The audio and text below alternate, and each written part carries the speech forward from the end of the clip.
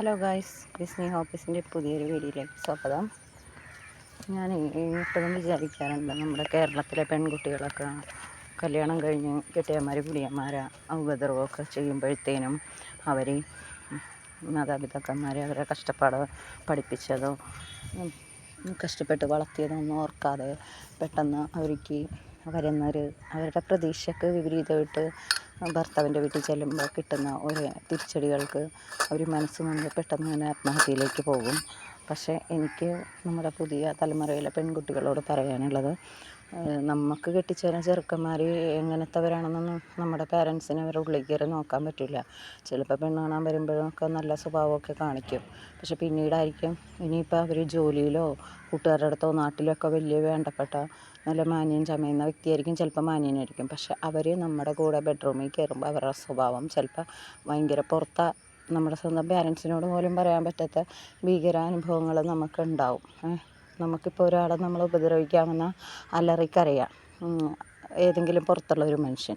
പക്ഷേ നമ്മുടെ സ്വന്തം ഭർത്താവ് സ്വന്തം ബെഡ്റൂമിൽ തന്നെ നമ്മളെ വേറെ രീതിയിൽ ഉപദ്രവിക്കാമെന്ന് നമുക്കൊന്ന് വെച്ചിട്ട് കരയാൻ പോലും സാധിക്കാത്ത ഒത്തിരി പെൺകുട്ടികൾ കേരളത്തിലുണ്ട്. അപ്പോൾ ആ പെൺകുട്ടികളോട് എനിക്ക് പറയാനുള്ളത്, നമ്മളൊരു പരിധിവരെ സഹിക്കും. പക്ഷെ നമ്മുടെ ശരീരം കേടാവുന്ന അവസ്ഥയിൽ നമ്മളെത്തിക്കുമ്പോൾ നമ്മളവിടെ നിൽക്കരുത്. നമുക്ക് പഠിപ്പുണ്ടെങ്കിൽ ജോലി കിട്ടും. ഇനി പഠിപ്പില്ലാത്ത പെൺകുട്ടികളാണെങ്കിൽ നമ്മൾ വല്ല കൂലിപ്പണിക്കോ വല്ല വീട്ടുജോലിക്കോ പോയിട്ട് ജീവിച്ച് അവരെ കാണിച്ചു കൊടുക്കണം. നമ്മൾ ആർക്കും ബാധ്യതയാകരുത്. നമ്മുടെ ഭർത്താവിൻ്റെ വീട്ടുകാർക്കും ബാധ്യതയാകരുത്, നമ്മുടെ വീട്ടുകാർക്കും ബാധ്യതയാകരുത്. നമുക്ക് ഒറ്റക്കാലം നിൽക്കാൻ പറ്റാനുള്ള ഒരു കഴിവ് എപ്പോഴും പെൺകുട്ടികൾക്ക് വേണം. ഇപ്പം നമ്മുടെ കേരളത്തിൽ ഭയങ്കര പണക്കാരനായ ലുലു മാളിൻ്റെ ഓണറായ യൂസഫ് അലി സാറ് ഒരു കാലത്ത് ചാക്ക് ചുമന്ന് ജീവിച്ചിട്ടുള്ളതാണ് ആളാണ്. റേഷൻ കടയിലെന്തോ അങ്ങനെയാണ് ഞാൻ കേട്ടേക്കണത്. അരിയും ചാക്കൊക്കെ ചുമന്ന് ജീവിച്ചിട്ടുള്ള ആളാണ്. അപ്പോൾ ആ മനുഷ്യന് ഇത്രയും ഉന്നതിയിലെത്താൻ പറ്റുമെങ്കിൽ നാളെ നമുക്കതിന് സാധിക്കുമെന്നാണ് എനിക്ക് തോന്നുന്നത്. കാരണം എൻ്റെ ലൈഫ് തന്നെ അങ്ങനെയാണ്. എനിക്ക് 10-21 വയസ്സ് വരെ എൻ്റെ അപ്പച്ചൻ എൻ്റെ കൂടെ ഉണ്ടായി. അപ്പച്ചൻ മരിച്ചതിന് ശേഷം ഞങ്ങൾ 3 പെൺമക്കളും ഒരു ആണാണ്. അപ്പോൾ ശരിക്കും പറഞ്ഞാൽ ചേച്ചിയുടെ കല്യാണം കഴിഞ്ഞ സമയത്ത് അപ്പച്ചൻ മരിച്ചപ്പോൾ എന്നെ കെട്ടിക്കാനും പിന്നെ അനിയത്തിനെ ആങ്ങളിനെയൊക്കെ പഠിപ്പിക്കാനായിട്ട് എൻ്റെ അമ്മ ഭയങ്കര ബുദ്ധിമുട്ടി കൂലിപ്പണിക്കൊക്കെ പോകേണ്ട അവസ്ഥ വന്നു. അങ്ങനെ എൻ്റെ അമ്മയുടെ ബുദ്ധിമുട്ട് കണ്ടപ്പോഴത്തേനും ഞാൻ 7ാം ക്ലാസ്സിൽ വെച്ച് പഠിത്തം നിർത്തി. ഞാനും ചെറിയ ജോലിക്കൊക്കെ പോയി തുടങ്ങി. അപ്പോൾ ഇത്തിരി കല്യാണം താമസിച്ചാണ് നടന്നത്. അപ്പോൾ 10-30 വയസ്സായി. എന്നാലും ഒരു 31 വയസ്സുള്ള വ്യക്തിനെ തന്നെയാണ് എനിക്ക് കിട്ടിയത്. കാണാൻ എന്നെക്കാളും മിടുക്കനൊക്കെ ആയിരുന്നു. പക്ഷേ പുള്ളി ഒരു തികഞ്ഞ മദ്യപാനിയായിരുന്നു. അപ്പോൾ നമുക്ക് കല്യാണം കഴിഞ്ഞ അതിരാത്രി മുതൽ എന്നെ ഒരു 9 മാസം 9 മാസം അവരുടെ വീട്ടിൽ ഞാൻ നിന്നുള്ളത്. പക്ഷെ ആ 9 മാസം ഒത്തിരി പീഡനങ്ങളിലൂടെ ഞാൻ കടന്നു പോയത്. ആദ്യമൊന്നും എൻ്റെ വീട്ടുകാരോട് പറഞ്ഞാൽ അവർക്ക് മനസ്സിലാവില്ലായിരുന്നു. ഞാനെന്താ പറയണേന്ന് അവർക്ക് മനസ്സിലാവില്ലായിരുന്നു. നമുക്ക് അപ്പനോടും അമ്മനോടും അല്ല ഒരു കൂട്ടുകാരത്തിനോട് പോലും ഷെയർ ചെയ്യാൻ പറ്റാത്ത ഒത്തിരി അനുഭവങ്ങൾ ഉണ്ടായിട്ടുണ്ട്. കാരണം ഒരു മദ്യപാനി മദ്യപിച്ച് ബെഡ്റൂമിൽ കയറുമ്പോൾ സത്യത്തിൽ അവർ ആ വ്യക്തിയല്ല, മദ്യം എന്ന പിശാചാണ് നമ്മളോട് പെരുമാറുന്നത്. അപ്പോൾ അത് നമുക്ക് ഒരു സമൂഹത്തിൻ്റെ മുമ്പിൽ നിന്ന് വിളിച്ചു പറയാൻ പറ്റാത്ത കാര്യങ്ങളൊക്കെ ആയിരിക്കും നമ്മൾ നേരിടണം. എന്നെപ്പോലെ ഒത്തിരി പെൺകുട്ടികളുണ്ട് നമ്മുടെ കേരളത്തിൽ തന്നെ. അപ്പോൾ അവർ ഒരു പരിധി വരെ നമ്മൾക്ക് എണീറ്റ് കിടക്കാൻ പറ്റാത്ത ഒരവസ്ഥയിൽ നമ്മളാക്കും എന്ന് വരുമ്പോഴത്തേനും നമ്മൾ ചിന്തിക്കും, ഓ ദൈവമേ, ഞാനിങ്ങനെ ആത്മഹത്യ എന്ന് വെച്ചാൽ സാത്താൻ കൊണ്ടുപോകണം. അപ്പം നമ്മുടെ ഒരു ക്രിസ്തീയ ജീവിതത്തിൽ വിശ്വാസപ്രകാരം നമ്മൾ എന്ത് സഹനങ്ങൾ സഹിക്കേണ്ടി വന്നാലും നമ്മൾ എന്തൊക്കെ നേടിയാലും നമ്മുടെ ആത്മാവിനെ നമ്മൾ നശിപ്പിച്ചിട്ട് ഒരു കാര്യവുമില്ല. അപ്പം അങ്ങനെയൊക്കെ ചിന്തിച്ച അവസ്ഥയിലാണ് ഞാൻ വിചാരിച്ചത്. അപ്പം ഞാനും പല പ്രാവശ്യം ആത്മഹത്യനെ പറ്റിയൊക്കെ ചിന്തിച്ചിട്ടുണ്ട് കേട്ടോ ഗായ്സ്. എനിക്കൊരു മോളാണുള്ളത്. അപ്പോൾ ഉണ്ടാവുന്നതിന് മുമ്പ് ആത്മഹത്യനെ പറ്റി ചിന്തിച്ചിട്ടുണ്ട്, ഉണ്ടായിക്കഴിഞ്ഞാൽ ആത്മഹത്യനെ പറ്റി ചിന്തിച്ചിട്ടുണ്ട്. അപ്പോഴൊക്കെ ഞാൻ എപ്പോഴും എൻ്റെ വിശ്വാസം എനിക്ക് മാതാവിലാണ്. അപ്പോൾ ഞാൻ എപ്പോഴും ഓർക്കും, ആരൊക്കെ എന്നെ ഉപേക്ഷിച്ചാൽ എൻ്റെ ഈശോയും മാതാവിൻ്റെ കൂടെ ഉണ്ടാവും എന്നുള്ള ഒരു വിശ്വാസത്തിലാണ് ഞാൻ മുന്നോട്ട് പോയിക്കൊണ്ടിരുന്നത്. അപ്പോൾ ആ സമയത്തൊക്കെ ആദ്യകാലത്തൊക്കെ എൻ്റെ പാരൻസായാലും എൻ്റെ വീട്ടുകാരൊക്കെ ആയാലും അങ്ങനെയൊക്കെയാണ്, കല്യാണം കഴിയുമ്പോൾ അങ്ങനെയൊക്കെയാണ് ഇങ്ങനെയൊക്കെയാണ്, പിടിച്ചിരിക്കണം, തൻ്റെ ഇടം വേണം നിൽക്കാം. പക്ഷെ എൻ്റെ നാട്ടിൽ ഞാൻ കുഞ്ഞുനാൾ മുതൽ എൻ്റെ അപ്പച്ചൻ എന്നെ അതുപോലെയാണ് എന്നെ വളർത്തിയത്. കാരണം എൻ്റെ നേരെ മൂത്തൊരു ചേച്ചി മരിച്ചുപോയിട്ട് 3ാമത് കിട്ടിയ മകളാണ് എന്നെ. അപ്പോൾ താഴ്ത്തും തറയിലും വെക്കാതെ അപ്പച്ചൻ്റെ അന്ന് അത്യാവശ്യം തേങ്ങ വെട്ട്, മടലല്ലൽ, കയറുപിരി, അങ്ങനെ ചെറിയൊരു ബിസിനസ് പോലെ ഉണ്ടായിരുന്നു. അപ്പോൾ ആ സമയത്ത് ഞാൻ ജനിച്ചുകൊണ്ടായിരുന്നു പൊന്നു പോലെയുള്ള എൻ്റെ അപ്പച്ചൻ വളർത്തിയത്. അതിനുശേഷം എനിക്കൊരു അനിയത്തി ആങ്ങളെ ഉണ്ടായി. അപ്പോൾ ആങ്ങളെ ഉണ്ടായ സമയത്ത് അപ്പച്ചന് ബിസിനസ് പാർട്ട്ണർ ചതിച്ചതുകൊണ്ട് ബിസിനസ്സൊക്കെ ശരിക്കും പറഞ്ഞാൽ തകർന്നു പോയി. അവസാനം എൻ്റെ അപ്പച്ചൻ പെയിൻറ്റിങ് പണി പഠിച്ചിട്ടുണ്ടായതുകൊണ്ട് പെയിൻറ്റിങ്ങിനൊക്കെ പോയിട്ട് ജോലി ചെയ്ത് അവസാനം അപ്പച്ചന് കഴിയാത്തൊരവസ്ഥ വന്നു. ഇത്തിരി ചെറുതായിട്ട് സ്മോളായിരിക്കുമായിരുന്നു. അപ്പോൾ വയറ്റിൽ അൾസർ വന്ന് അങ്ങനെ അപ്പച്ചന് രോഗിയായ സമയത്ത് ഞങ്ങളെ വളർത്താൻ വേണ്ടി അമ്മച്ചി ജോലിക്കിറങ്ങി. അപ്പോൾ അമ്മച്ചിക്ക് എൻ്റെ ചേച്ചിനെ അനിയത്തിനെ ഞങ്ങൾ 4 പേരെ പഠിപ്പിക്കാൻ വിഷമിക്കുന്നത് കൊണ്ടിട്ട് ഞാനൊക്കെ പഠിത്തം ഒരു 7ാം ക്ലാസ്സായപ്പോൾ പഠിത്തം നിർത്തി ഓരോ ജോലിക്കിറങ്ങിയതാണ്. അപ്പം അങ്ങനെ കഷ്ടപ്പെട്ട് കുടുംബത്തിന് വേണ്ടി കഷ്ടപ്പെട്ട് വളർന്ന് വന്നിട്ട് നല്ലൊരു ജീവിതം കിട്ടും എന്ന് നമ്മൾ വിചാരിച്ച് നമ്മുടെ പേരൻസ് നമ്മളെ കെട്ടിച്ചു വിടുമ്പോൾ നമുക്ക് ഇങ്ങനത്തെ ജീവിതമാണ് കിട്ടിയത്. പക്ഷെ അതിലൊന്നും ഞാനിത് കണ്ടില്ല. കാരണം നമുക്കൊരു വിശ്വാസമുണ്ട്. നമുക്കൊരു ക്രിസ്ത്യാനി എന്ന് പറയുമ്പോൾ ക്രിസ്തു സഹിച്ച സഹനങ്ങൾ, അപ്പോൾ ക്രിസ്തുവിനോട് ചേർന്നിരിക്കുമ്പോൾ നമുക്ക് സഹനങ്ങൾ കിട്ടും. ഞാനെപ്പോഴും വിശുദ്ധരുടെ ജീവിതത്തിൽ വായിച്ചിട്ടുണ്ട് സഹനം കൂടാതെ വിശുദ്ധിയില്ലെന്ന്. അപ്പോൾ നമ്മൾ അങ്ങനെ വിശുദ്ധിയിൽ ജീവിക്കണം എന്ന് ആഗ്രഹിക്കുന്ന വ്യക്തികളാണ്. ഇപ്പോൾ എൻ്റെ മകളിപ്പോൾ +2 ആയി. അപ്പോൾ അവൾ ചെറിയ കുട്ടിയായിരുന്നപ്പോൾ അവളുടെ കൂടെയൊക്കെ എൻജോയ് ചെയ്തൊക്കെ ജീവിച്ചു. ഇപ്പോൾ അവളുടേതായ ഒരു 10-18 വയസ്സൊക്കെ ആയപ്പോഴത്തേനും അവരുടേതായ ഒരു ഇതായി. അപ്പം നമ്മൾ ഒറ്റപ്പെടുന്ന ഒരു കാലത്തിൽ നമ്മൾ കുറച്ച് സമയം പ്രാർത്ഥന ഇതൊക്കെ ആയിട്ട് നടക്കും. പിന്നെ കുറച്ച് സമയം നമുക്ക് ബോറടിക്കും. അങ്ങനെയാണ് നമ്മളൊരു യൂട്യൂബ് ചാനലൊക്കെ തുടങ്ങിയത്. അപ്പോൾ എനിക്കിപ്പോൾ ഞാൻ മുമ്പ് ഹൗസ് ക്ലീനിങ്ങിനും ഗാർഡനിങ്ങിനൊക്കെയാണ് പോയിക്കൊണ്ടിരുന്നത്. അപ്പോൾ എനിക്കിപ്പോൾ ഇവിടെ തൊട്ടടുത്ത് ഈ സ്ഥലത്തിൻ്റെ ഓണർ അമേരിക്കയിലാണ് കേട്ടോ. ഇവിടെ 1 ഏക്കർ സ്ഥലത്തോളം ഉണ്ട്. അപ്പം ഇവിടെ കുറേ വർഷങ്ങളായിട്ട് ഇതിങ്ങനെ അടച്ചിട്ടേച്ചാണ്. അപ്പോൾ അവരൊരു പ്രൊജക്റ്റ് തുടങ്ങാൻ വേണ്ടിയിട്ട് ഇവിടെ വന്ന ചുറ്റിനും മതിലൊക്കെ കെട്ടി ഇങ്ങനെയൊക്കെ ചെയ്തു വന്നപ്പോഴത്തേനും പിന്നെ അത് എന്തോ ഒരു ഇതുകൊണ്ട് ഇപ്പോൾ നടന്നിട്ടില്ല, പിന്നീട് നടക്കും. അപ്പം ഞാനിങ്ങനെ തൊട്ടടുത്ത് വാടകയ്ക്ക് താമസിച്ചപ്പോഴത്തേനും ഇവിടെ വന്നിരുന്ന ഒരു സൂപ്പർവൈസർ ഇവിടെ ഇതൊക്കെ നട്ട് കഴിഞ്ഞപ്പോഴത്തേനും ഇത് നനക്കാൻ വേണ്ടി ആലുവയിൽ നിന്നാണ് വന്നുകൊണ്ടിരുന്നത് ചേട്ടാ, ഈ അരികത്തോട്ടങ്ങനെ മരങ്ങളൊക്കെ. അപ്പം ഞങ്ങളിവിടെ സ്ഥിരം ചൂണ്ടിയിടുന്ന ഏരിയയാണ് കേട്ടോ. അപ്പോൾ ഞാനിവിടെ അടുത്തുള്ള ചേച്ചിമാരും ചേട്ടന്മാരൊക്കെ വെറുതെ ഇരിക്കുന്ന സമയത്ത് സീസൺ സമയത്ത് ഇവിടെ നിന്ന് ചൂണ്ടിയിടും. ഇതിപ്പോൾ ഇവിടെ ഞാനൊരു ചെറിയൊരു വല സെറ്റ് ചെയ്തിട്ടുണ്ട് കേട്ടോ. അതെനിക്കിവിടെ മുമ്പുണ്ടായി സൂപ്പർവൈസർ ചെയ്തു തന്നതാണ്. അപ്പോൾ ഇതിലെ കൂടിയാണ് നമ്മൾ മെട്രോ ബോട്ട് പോണതും ഇത് പെരിയാറാണ്. ആലുവയിൽ നിന്ന് വന്നിട്ട് പെരിയാർ ഇങ്ങനെ ഒഴുകി നമ്മുടെ എറണാകുളത്ത് ഹൈക്കോർട്ടിൻ്റെ കൊച്ചിക്കായലിൽ ചെന്ന് അവസാനിക്കുന്ന പെരിയാറാണ്. അപ്പോൾ ഞാനിപ്പോൾ പറയാൻ വന്നത് എന്താണെന്നറിയാമോ, ഇന്നത്തെ നമ്മൾ ഇപ്പോൾ TV തുറന്നാലും യൂട്യൂബ് തുറന്നാലും FB തുറന്നാലൊക്കെ കാണുന്നത് എന്താണ്? പെൺകുട്ടികളെ ചടപട ഭർത്താവിൻ്റെ പീഡനം സഹിക്കാൻ പറ്റാതെ ആത്മഹത്യ ചെയ്തെന്നാണ്. അപ്പോൾ ഇനിയുള്ള തലമുറയോട് എനിക്ക് ഏറ്റവും പറയാനുള്ളത്, അങ്ങനെ നിങ്ങൾ ആത്മഹത്യ ചെയ്യരുത്.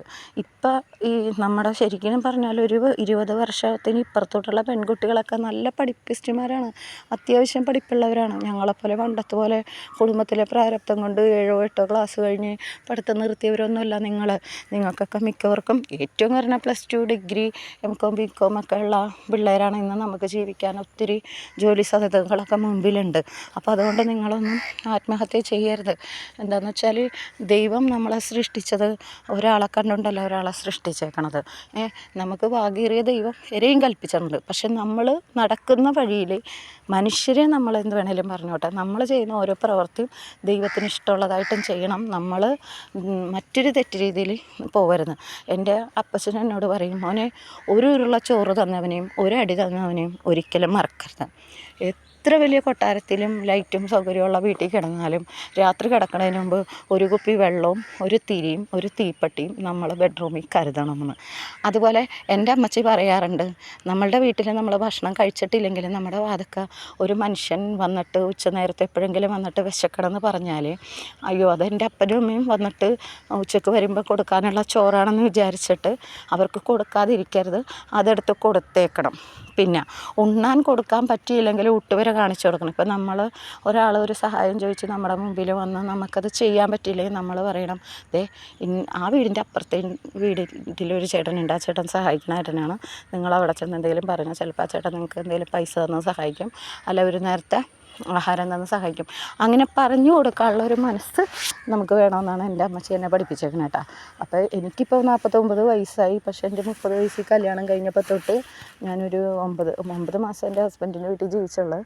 അത് കഴിഞ്ഞ് എൻ്റെ ചേച്ചിയുടെ വീട്ടിലും എൻ്റെ സ്വന്തം വീട്ടിലൊക്കെയാണ് ഞാൻ കുട്ടിക്കും ഒരു 2-2.5 വയസ്സ് വരെ ജീവിച്ചത്. അത് കഴിഞ്ഞ് 2.5 വയസ്സ് തൊട്ട് ഞാൻ മോൾക്ക് വേണ്ടിയിട്ട്, അവൾക്ക് 9 വയസ്സാവണ വരെ ഞാനിങ്ങനെ ഹോം നേഴ്സ് ജോലി അത് ഇതൊക്കെ ചെയ്ത് ജീവിച്ച വ്യക്തിയാണ്. ഇപ്പോഴാണ് ഞാനൊരു 8 വർഷമായിട്ട് ഈ എൻ്റെ ജോലി സ്ഥലത്തിൻ്റെ അടുത്ത് വാടകയ്ക്ക് താമസിക്കുകയും ഞാനിങ്ങനെ ജോലിയില്ലാതെ വിഷമിച്ച് കോവിഡ് വന്ന സമയത്ത് വിഷമിച്ചിരുന്ന സമയത്ത് നമുക്ക് ആലപ്പുഴയിലൊക്കെ പ്രസന്നത്തിൽ പോയിട്ട് ഞാൻ ഉടമ്പടി എടുത്ത് മാതാവിനോട് പ്രാർത്ഥിച്ച് എല്ലാവരും പോകണം. അപ്പോൾ എനിക്കെന്തെങ്കിലും ഒരു ഇത് മാതാവ് നടത്തി തരുമെന്നുള്ള വിശ്വാസത്തിൽ ഞാൻ പോയി ഉടമ്പടി എടുത്തിട്ട് വന്ന് കഴിഞ്ഞ് ഒരാഴ്ച കഴിഞ്ഞപ്പോഴാണ് ഇവിടുത്തെ സൂപ്പർവൈസർ പറഞ്ഞത്, ചേച്ചിക്ക് ഇവിടെ ഇതൊക്കെ നനക്കാനും നോക്കാനൊക്കെ നിൽക്കാൻ പറ്റുമോ, അങ്ങനെയാണെങ്കിൽ ഞാൻ അമേരിക്കയിലെ സാറിനോട് പറയാമെന്ന് പറഞ്ഞു. അപ്പോൾ എനിക്ക് ഭയങ്കര സന്തോഷമായി. ഞാൻ പറഞ്ഞു അതിനെന്താ, ഞാൻ നിന്നോളാം, രാവിലെയും വൈകിട്ടും ചെയ്താൽ മതി, അല്ലെങ്കിൽ എനിക്ക് അന്നേരത്ത് പുറത്ത് ജോലി ഉണ്ടായി. പറഞ്ഞു എങ്ങനെയായാലും കുഴപ്പമില്ല എന്ന് പറഞ്ഞു. പക്ഷേ ഞാൻ ജോലി ഏറ്റെടുത്ത് 1 മാസം കഴിഞ്ഞപ്പോഴത്തേനും പുറത്തുള്ള ജോലികളൊക്കെ നിർത്തി. കാരണം എനിക്ക് ഇതാണ് ഇഷ്ടം, ചൂണ്ടിയിടുക, പിന്നെ എനിക്ക് ചെടികളോടൊക്കെ സംസാരിക്കുക, എൻ്റെ ഇഷ്ടത്തിന് ഇവിടെ പുല്ല് വെട്ടുക. അപ്പോൾ പുല്ലുകൾ ഒത്തിരി ആയപ്പോഴത്തേനും ഞാൻ സാറിനോട് പറഞ്ഞിട്ട് കണ്ട എനിക്ക് മെഷീൻ വാങ്ങിച്ചു തന്നു. അപ്പോൾ ഇപ്പം ഞാൻ പുല്ല് വെട്ടിക്കൊണ്ടിരിക്കുകയാണ് കേട്ടോ, കാലയിൽ കമ്പോട്ടൊക്കെ ഇട്ടിട്ട്. അപ്പോൾ മെഷീൻ വാങ്ങിച്ചു തന്നു, അങ്ങനെ പുല്ല് വെട്ടും. അപ്പോൾ ഇതിൻ്റെ ഉള്ളിൽ എല്ലാ ജോലിയും ഞാൻ തന്നെയാണ് ചെയ്യണത്, നനക്കലും പുല്ലുവെട്ടലും എല്ലാ കാര്യങ്ങളും. അപ്പോൾ അങ്ങനെ മാതാവ് എനിക്കൊരു വലിയ കൃപ തന്നു. പിന്നെ ഞാൻ പറയണത്, ദൈവം നമ്മളെ ഉയർത്തണത് നമ്മളെ ഏറ്റവും കൂടുതൽ വേദനിപ്പിച്ചവർക്ക് വേണ്ടി പ്രാർത്ഥിക്കുമ്പോഴും, നമ്മൾ ആരൊക്കെ ജീവിതത്തിൽ വേദനിപ്പിച്ചിട്ടുണ്ട് അവരോടൊക്കെ മനസ്സുകൊണ്ട് ക്ഷമിച്ച് പ്രാർത്ഥിക്കുമ്പോഴാണ് ദൈവം നമുക്ക് വലിയ കൃപകൾ ചൊരിയണത്. ഇപ്പം ഞാൻ നിങ്ങളോട് സംസാരിച്ചുകൊണ്ടിരുന്നപ്പോൾ കണ്ട പെരിയാറിയും കൂടി ഞങ്ങളുടെ ലൈൻ ബോട്ടാണ് കേട്ടോ പോണത്. ഇത് സ്കൂൾ പിള്ളേരെ രാവിലെയും വൈകിട്ടും കൊണ്ടുപോകും. ഇത് എറണാകുളം വരെ ഉണ്ട് ഈ ബോട്ട്. പിന്നെ കുറച്ച് കഴിയുമ്പോൾ ചിലപ്പോൾ മെട്രോ വരും. മെട്രോ തന്നെയാണെങ്കിൽ ഞാൻ കാണിച്ചു തരാം കേട്ടോ. അപ്പോൾ ഞാനിപ്പോൾ പുല്ല് വെട്ടിക്കൊണ്ടിരുന്നപ്പോൾ മിഷ്യൻ ചൂടായി. അപ്പോൾ നമ്മുടെ ഈ മിഷ്യന് ഒരു കുഴപ്പമുണ്ട് കേട്ടോ, കുറച്ച് സമയം അങ്ങോട്ട് കണ്ടിന്യൂസ് വെട്ടി കഴിയുമ്പോഴത്തേനും ഭയങ്കരമായിട്ട് ചൂടാകുമ്പോഴത്തേനും അതിനെ കുറച്ച് റെസ്റ്റ് കൊടുക്കണം. ഇതിപ്പോൾ എന്ന് വെച്ചാൽ നമുക്ക് നമ്മുടെ ക്ലബിൻ്റെ ഓണാഘോഷവും പരിപാടിയും തിരക്കായിട്ട് മഴയൊക്കെ ആയിട്ട് പെട്ടെന്ന് ഇതുണ്ട്. ഞാൻ ഒരു വശം വെട്ടി വരുമ്പോഴത്തേനും അടുത്തൊരു വശം പുല്ല് കൂടും കേട്ടോ. അപ്പോൾ ഇതിപ്പോൾ ഇന്നിപ്പോൾ ഞാൻ രാവിലെ മിഷൻ സ്റ്റാർട്ട് ചെയ്തത്. അപ്പോൾ രാവിലെ വെട്ടാനാണ് സുഖം ഗൈസ്. ഒരു 6 മണിക്ക് വെട്ടണമെങ്കിൽ ഒരു 10 മണി വെയിൽ മുക്കണവരെ വെട്ടി കഴിയാൻ പറ്റും. അതുപോലെ വൈകിട്ട് ഒരു 5 മണി തൊട്ട് ഒരു 6:30 വരെയുള്ള സമയത്ത് മിഷൻ പെട്ടെന്ന് ചൂടാകുന്നില്ല, ഒത്തിരി നമുക്ക് പുല്ല് വെട്ടാനും പറ്റും. അപ്പം ഞാൻ പറയാൻ വന്നത് എന്താണെന്ന് വെച്ചാൽ ഇതാണ്, നമ്മൾ ആത്മഹത്യ ചെയ്യേണ്ട ആവശ്യമില്ല. കാരണം നമ്മൾ ഈ ലോകം മുഴുവൻ നേടിയാൽ ആത്മാവ് നശിപ്പിച്ചിട്ട് എന്താ കാര്യം. അപ്പോൾ പുതുതലമുറയോട് എനിക്ക് പറയാനുള്ളത്, നിങ്ങളൊരിക്കലും ആത്മഹത്യ ചെയ്യരുത്. നിങ്ങൾക്ക് പഠിപ്പുണ്ടോ, നിങ്ങളൊരു വീട്ടുകാരെയും ബുദ്ധിമുട്ടിക്കണ്ട. നിങ്ങളൊരു ലേഡീസ് ഹോസ്റ്റലിൽ നിന്ന് ജോലിക്ക് പോകൂ, സമ്പാദിക്കൂ, അത് കഴിഞ്ഞ് സ്വന്തമായിട്ടൊരു വീട് വെക്കൂ, അപ്പനെയോ അമ്മനെയോ ആരെങ്കിലുമൊക്കെ നിങ്ങൾ കൂടെ താമസിപ്പിക്കൂ. ഇനി ആരെയും ഇല്ലെങ്കിൽ നിങ്ങൾക്ക് ഇപ്പോൾ ഒത്തിരി വൃദ്ധസദനങ്ങളൊക്കെ ഉണ്ട്, അവിടെ നിങ്ങൾക്ക് പോവാം, അവിടെ നിന്ന് ജോലി ചെയ്യാം, നിങ്ങൾക്ക് കിട്ടുന്ന ശമ്പളം അവരെ സഹായിക്കാം. അങ്ങനെ ഒത്തിരി ഓപ്പർച്യൂണിറ്റി നമ്മുടെ സമൂഹത്തിൽ ഇന്നുണ്ട്. അതുകൊണ്ട് ആരും ആത്മഹത്യ ചെയ്യരുതെന്നാണ് എനിക്ക് പറയാനുള്ളത്. കാരണം ഞാനും അങ്ങനത്തെ വിഷമവഴികളിലൂടെ നടന്നു പോയ വ്യക്തിയായതുകൊണ്ടാണ് നിങ്ങളോട് പറയണത്. ദൈവം നമുക്ക് എന്തെങ്കിലും ഒരു വഴി ദൈവം എവിടെയെങ്കിലും കരുതി വെച്ചിട്ടുണ്ടാവും.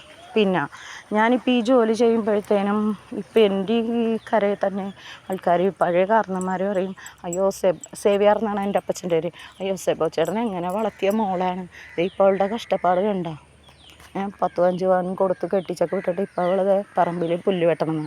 പക്ഷെ എനിക്കതിലൊരു വിഷമമില്ല ഗൈസ്. കാരണം ഞാൻ പറയാം, എൻ്റെ അമ്മച്ചി പറഞ്ഞിട്ടുണ്ട്, നമ്മൾ 2 ജോലി ചെയ്യരുത്, ബാക്കി എന്ത് ജോലി ചെയ്താലും അതിന് അഭിമാനമുണ്ട്. എന്താണ് 2 ജോലി എന്ന് വെച്ചാൽ, 1 മോഷ്ടിക്കരുത്, ആരുടെയും കക്കാനും പിടിച്ചു പറിക്കാനും പോകരുത്. 2 ചീത്തപ്പണിക്ക് പോകരുത്. ചീത്തപ്പണി എന്ന് പറഞ്ഞാൽ നമുക്ക് ഇന്നിപ്പോൾ സോഷ്യൽ മീഡിയയിലെല്ലാം തുറന്നു പറയുന്ന കാലമായിരുന്നു. ഞാൻ പറയാം, ഒരു വേശ്യയായിട്ട് നമ്മൾ ജീവിക്കരുത്. നമ്മളൊരു മോഷ്ടാവായിട്ടോ കൂട്ടിക്കൊടുക്കുന്ന ആ 2 ജോലി ഒഴിച്ച് നമ്മൾ കാണ കോരാൻ പോയാലും കക്കുസ് കോരാൻ പോയാലും എന്ത് ചെയ്താലും അതിന് അഭിമാനമുണ്ട് ഗൈസ്. അപ്പോൾ ഞാൻ എൻ്റെ മിഷ്യൻ്റെ തണുപ്പൊക്കെ ചൂട് പോയിട്ടുണ്ടെന്ന് തോന്നണം കേട്ടോ. അപ്പോൾ ഞാൻ രാവിലെ മകളെ പോയതിന് ശേഷം ഇറങ്ങിയതാണ് കേട്ടോ. അപ്പോൾ ഞങ്ങളുടെ ഓണത്തിൻ്റെ പിറ്റേ ദിവസം ഞങ്ങളുടെ ഐലൻഡ് ആർട്സ് ക്ലബിൻ്റെ പരിപാടിയൊക്കെ ആയിരുന്നു. അപ്പോൾ ഞാൻ വടംവലി മത്സരത്തിന് എനിക്ക് ഫസ്റ്റ്, എൻ്റെ ഗ്രൂപ്പിന് ഫസ്റ്റ് കിട്ടി. പ്രസംഗോത്സവം കഴിഞ്ഞ വർഷം ഞാൻ ഫസ്റ്റായിരുന്നു, ഈ വർഷം ഞാൻ സെക്കൻഡായിപ്പോയി. എനിക്ക് പഠിക്കാൻ അധികം സമയമൊന്നും കിട്ടിയില്ല ആവശ്യത്തിനെ പറ്റി. പിന്നെ ഇന്നിപ്പോൾ ഈ പുല്ല് ഒരുമാതിരി വെട്ടി തീർക്കണം, കഴിഞ്ഞിട്ട് വേണം നനയ്ക്കാനായിട്ട്. അപ്പോൾ പെട്ടെന്ന് ആ മെഷീൻ ചൂടായിരിക്കുന്ന അത്രയും സമയത്ത് എനിക്ക് നിങ്ങളോട് ഇങ്ങനെ പറയണമെന്ന് വിചാരിച്ചാണ് കേട്ടോ ഗൈസ്. അപ്പോൾ ഇത്രയേ ഉള്ളൂ. പിന്നെ എനിക്ക് സബ്സ്ക്രൈബറൊക്കെ കുറവാണ്. എല്ലാവരെ പോലെ എഡിറ്റ് ചെയ്ത വീഡിയോ ഇടാൻ അങ്ങനെയൊന്നുള്ള അറിവും കഴിവൊന്നും എനിക്കില്ല. അപ്പം ഞാൻ എന്തെങ്കിലും ഇതൊക്കെ കാണുമ്പോഴത്തേനും അങ്ങനെ ഇടുന്നതാണ്. പിന്നെ ഒരു ലോങ് വീഡിയോ ഒക്കെ ചെയ്യണമെന്നുണ്ട് ഓരോ കാര്യങ്ങളൊക്കെ, പക്ഷേ അതിനൊന്നും സമയം കിട്ടില്ല. ഇപ്പോൾ സത്യം പറഞ്ഞാൽ എൻ്റെ മൊബൈലിൽ വീഡിയോ ഇടാൻ തുടങ്ങിയ പിന്നെ മൊബൈലിൽ കുറേ കുത്തും വരെയും വന്നിട്ട് ചീത്തയിൽ പോകുന്ന ഒരവസ്ഥയിൽ നിൽക്കരുത്. അപ്പോൾ ഏത് കാലത്താണ് നമുക്ക് യൂട്യൂബിൽ നിന്ന് ഒരു വരുമാനം കിട്ടണമെന്നൊന്നും അറിയില്ല. അത് കിട്ടിയിട്ടോടെ ഒരു പുതിയ മൊബൈലൊക്കെ വാങ്ങിക്കാനായിട്ട്. അപ്പോൾ ഞാൻ പറയില്ല, കോവിഡ് സമയത്ത് നമ്മൾ വാടക വീട്ടിലേക്ക് ആരും ജോലിക്ക് വിളിക്കാതെ ഇരുന്നപ്പോൾ കുറേ കടബാധ്യതകളൊക്കെ വന്നു. പിന്നെ എനിക്ക് സത്യം പറഞ്ഞ് ഈ മാതാവ് സഹായിച്ച് ഈ ഒരു ജോലി കിട്ടിയതുകൊണ്ട് ഈ ജോലി കിട്ടിയതിൽ ഏറ്റവും നന്ദി പറയണത് എൻ്റെ മാതാവിനും എൻ്റെ അമേരിക്കയിലുള്ള സാറിനും, പിന്നെ എനിക്ക് ഈ ജോലി വാങ്ങിച്ചു തരാൻ കാരണക്കാരനായ അരുൺ എന്ന് പറഞ്ഞ വ്യക്തിയാണ്. ആലുവയിലാണ് വീട്. ഇവിടെ സൂപ്പർവൈസറായിട്ട് മുമ്പ് ഉണ്ടായിരുന്നതാണ്. പുള്ളി ഇപ്പോൾ ഇവിടെ ഇല്ല. അപ്പോൾ ആ വ്യക്തിയോടാണ് ഏറ്റവും കടപ്പാടുള്ളത്. പിന്നെ എന്ത് വിഷമാവസ്ഥയിലും എന്നെ ചേർത്ത് പിടിക്കുന്ന എൻ്റെ ചേച്ചിയും ഫാമിലി, ആങ്ങള ഫാമിലി, അനിയത്തി സിസ്റ്റർ, അവരുടെ കൂടെയുള്ള സിസ്റ്റേഴ്സെല്ലാം എന്നെ ചേർത്ത് പിടിക്കുക. അതിലേറെ എൻ്റെ അയൽവാസികൾ, എൻ്റെ നാട്ടുകാരാണെങ്കിലും പറയും, അവൾ ഏത് വീട്ടിലും വിശ്വസിച്ച് കയറ്റാം, എല്ലാ കാര്യങ്ങളും വൃത്തിക്കും നീറ്റിനും ചെയ്യും.